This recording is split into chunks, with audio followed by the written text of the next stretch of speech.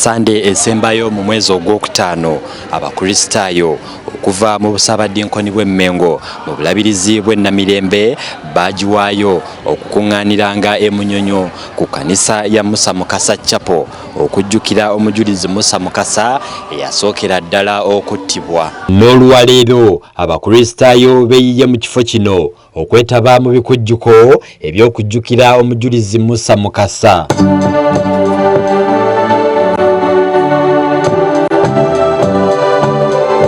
Wasoosewo okusinza nga kwetabiddwamu abakristaayo ab'enjawulo omubadde eyaliko omulabirizi w'Ennamirembe Bishop Balagadde Ssekkadde, Ssaabadinkoni w'obusabadinkoni bw'Emmengo Venerable Canon Isaac Mmembe Kijjambu, omusumba w'obusumba bw'e Katwe Reverend Frederick Lubega n'abalala.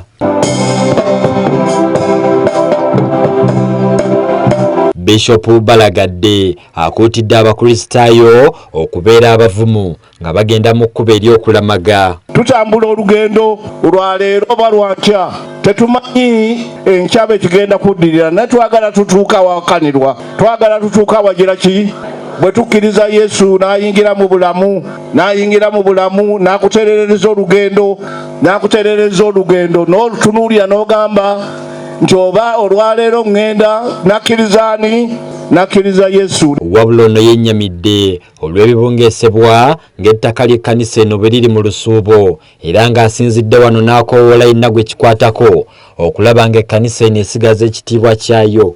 Bannaffe ne bagenda nga batufunza. Kakati mpulidde nti ekifo kino tebaagala ekkanisa esabirengawo ng'ate ejjinja wano weeriri. Nze musaba Omulangira nti ng'ekkanisa eweebwe omukisa okulaba ng'esabirawo wano. Ssaabadinkoni w'obusabadinkoni bw'Emmengo Venerable Canon Isaac Mmembe Kijjambu naye aliko obubaka bwawadde ku lunaku luno. Twebaza Katonda eyanyweza Musa Mukasa mu kusoomooza kwe yayitamu naye n'ateegaana Katonda.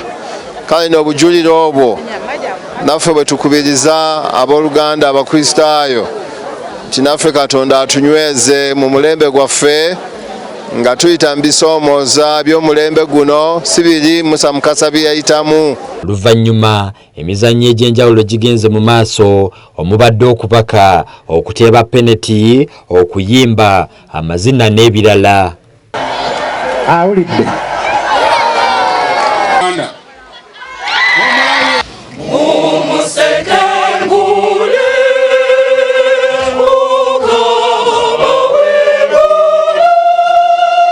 Omubaka wa Paalamenti ow'ekitundu kino Honorable David Serukenya akubiriza abantu bulijjo okukola nga balowooza ku lunaku lwe baliva mu nsi eno so nga n'abazadde abakuutidde obutalagajjalira miti mito.